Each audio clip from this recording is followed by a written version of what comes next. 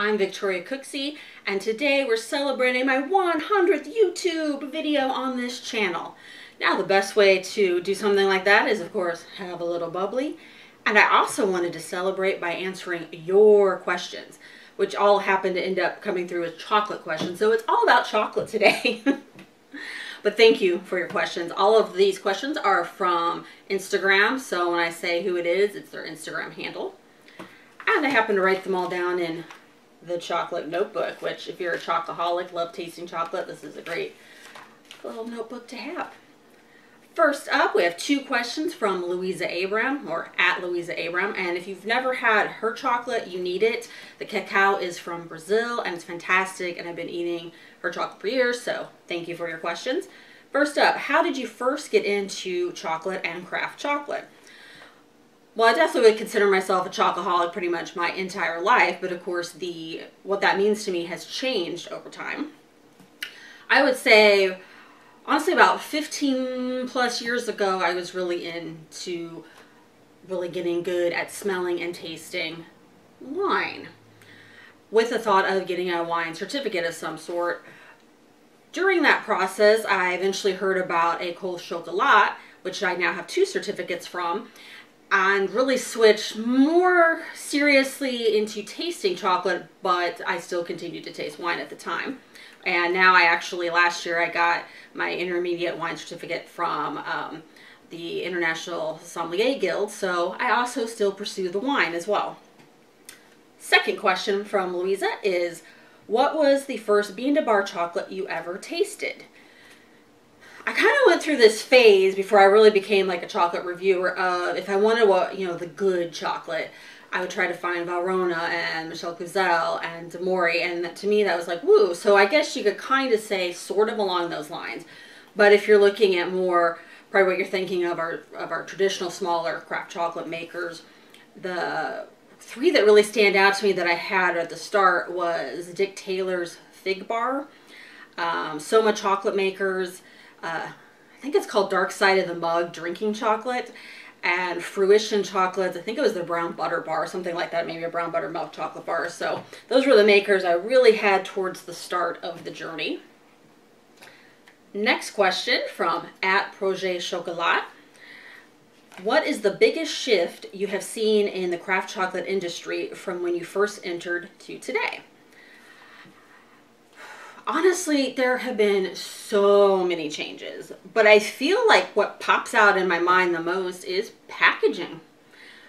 I've seen makers that maybe I followed for years completely change the style of their packaging, people seeking out artists to do collaborations with, or maybe drawing their own art on it.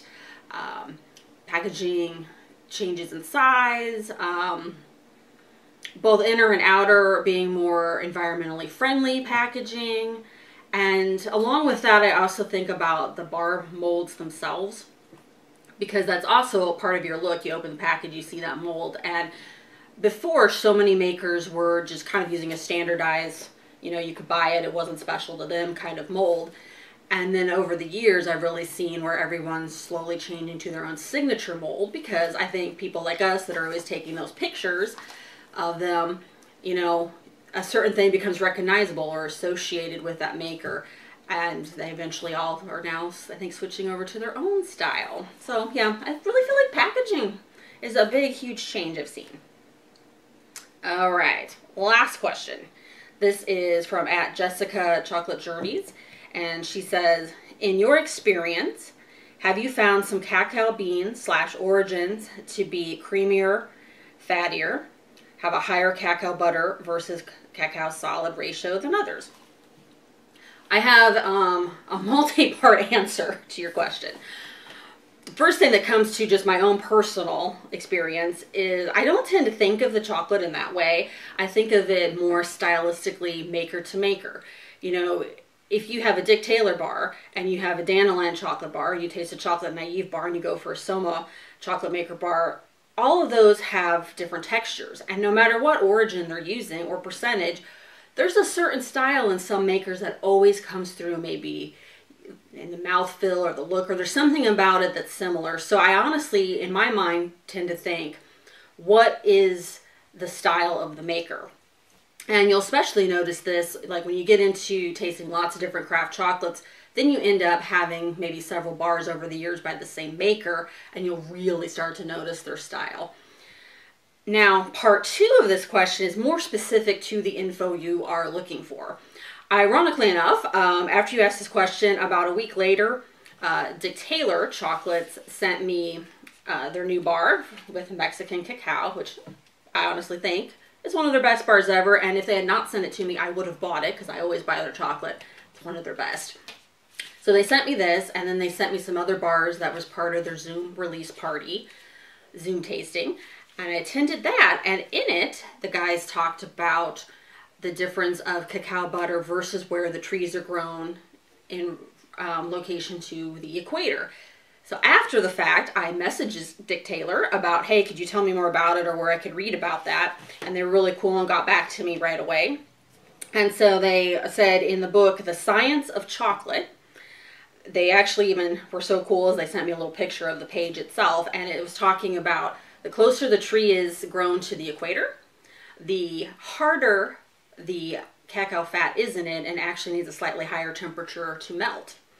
And the page also went on to talk about, okay, if you want the ones with the harder cacao butter, that's better for your chocolates you're making in the summer so they don't melt. Or if you want grown a little farther away where the cacao fat content is softer, then you might want to consider those for your summer frozen kind of products. So I really found that fascinating. Maybe I've heard that before and forgot, I don't know. But I hope that's your answer, and if you need to know more about it, that was in the Science of Chocolate book. So thank you, Dick Taylor, for magically answering that question without knowing you were answering that question. Well, I want to just say a huge thank you to everyone who sent these questions, and thank you so much for watching all my videos, and I absolutely am planning to make more YouTube videos with the chocolate reviews and desserts and all that kind of thing. So I hope you will continue to follow me on this journey. And if you follow me this far, hit that subscribe button, hit like, leave me a comment. Do you have more questions for me? I'd gladly make another video with answering your questions, and it doesn't have to be chocolate. Or what other topics would you like to see coming up? Because let's hope I can somehow manage another 100 videos. So thank you very much. And cheers, darlings. Cheers, sweeties.